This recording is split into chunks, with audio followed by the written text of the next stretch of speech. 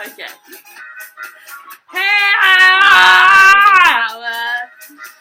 Tower Craig Dunn. No, Tower the Hammer Craig Dunn. Brother! About 700 years ago, you bought a story from us. Yeah. And we didn't forget. No, we were just waiting for the right time. And this is the right time. So, your story, starring no one other than you, well, some other characters, but you, also Ainsley Harriott, set post-apocalypse in Birmingham. Birmingham. Woo! Turn that off. So, yeah, get rid of that. I don't want to look at myself. Oh, Tower, I was going to say it's lovely to see you, but you're not here, but it is lovely to talk to you, nonetheless.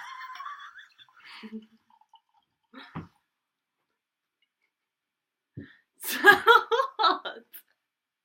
Just tell us something. I'm going to tell a story about you. I'm going to tell you a little story time. Alright, now. What?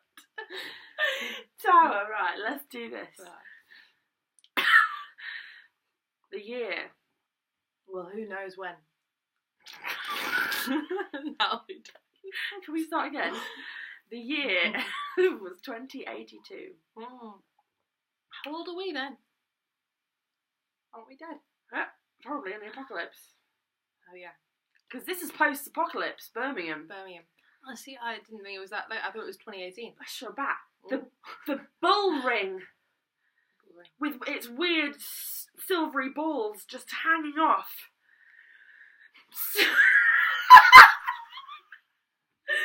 Selfridges is in tatters. Moss grows on all the makeup, silvery balls, and deer gallop through the corridors of said bull ring.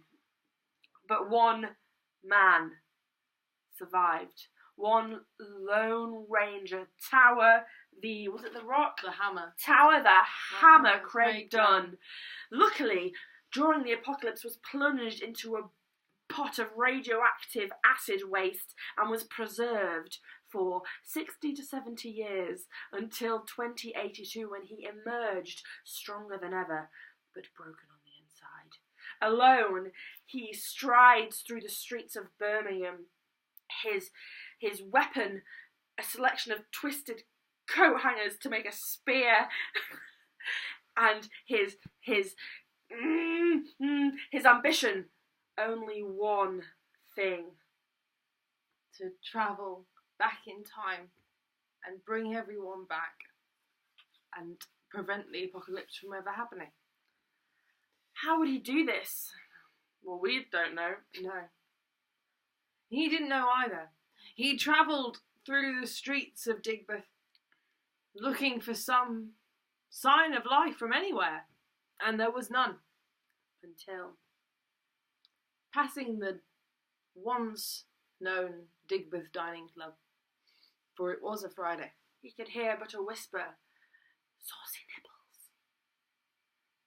Saucy nibbles. At first he was...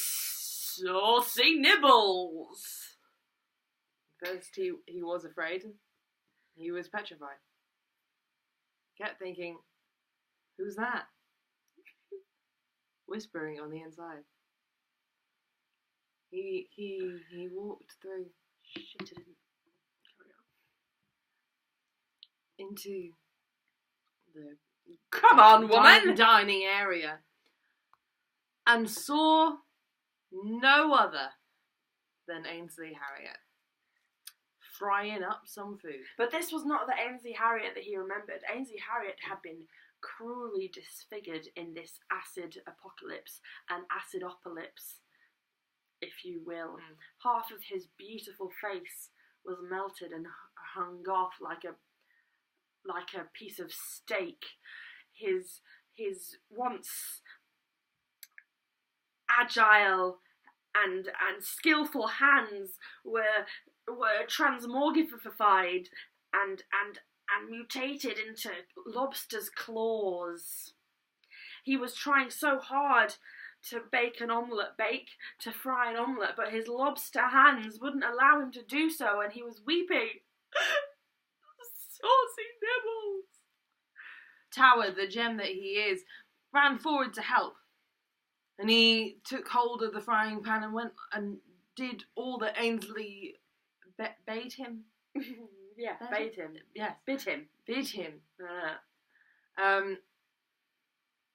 And together they created a meal with Ainsley's prowess and Tower's kind spirit. It was an omelette. A really good one. But how could he go back? What could he do? What could he do, Vita? Ainsley couldn't really understand Tower's insistence on going back. Why would you want to go back to a time which is just going to end in apocalypse? But no, said Tower, no. The way I'm going to do it, I'm going to go back there and I'm going to stop the apocalypse from ever happening. How are you going to do that, said Ainsley. I've got a plan, said Tower. My plan is... Well, I can't tell you. Yet. Of course not. Ainsley was a bit suspicious about Tower not being able to tell him right then, but he admired the boy's pluck and said, well, I mean, I'm not going to use this myself. You can use it. What are you talking about, said Tower. Ainsley said, look over there. And he gestured with his lobster claws to the pizza oven. Look at that. But that's just a pizza oven, shouted Tower. No. In indignation. No. Get your indignation to yourself, said Ainsley. Look at it more closely. And Tower did. Tower looked at the pizza oven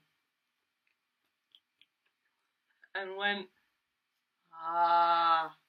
For he saw that where the back of the oven should be, there was instead a portal to the past. Cheers, said Tower, and jumped straight in. He stepped back into the, what is the date today? 2016. The actual date, 27th of July. He stepped out onto the cold, hard ground of Birmingham, pre-apocalypse, and he started to run. He ran all the way to 10 Downing Street, and he punched Theresa May in the face, because we're all fucked! We're all fucked! He put a stop to Brexit, yeah? He kicked Theresa May out, and then he pushed her in a fucking lake.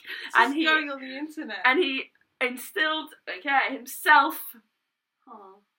as not the Prime Minister, but the advisor to the Prime Minister. And the Prime Minister himself was none other than Ainsley Harriott. Ainsley was a bit confused at first because obviously he hadn't met Tower by this point. Only future Ainsley had. But he accepted the warm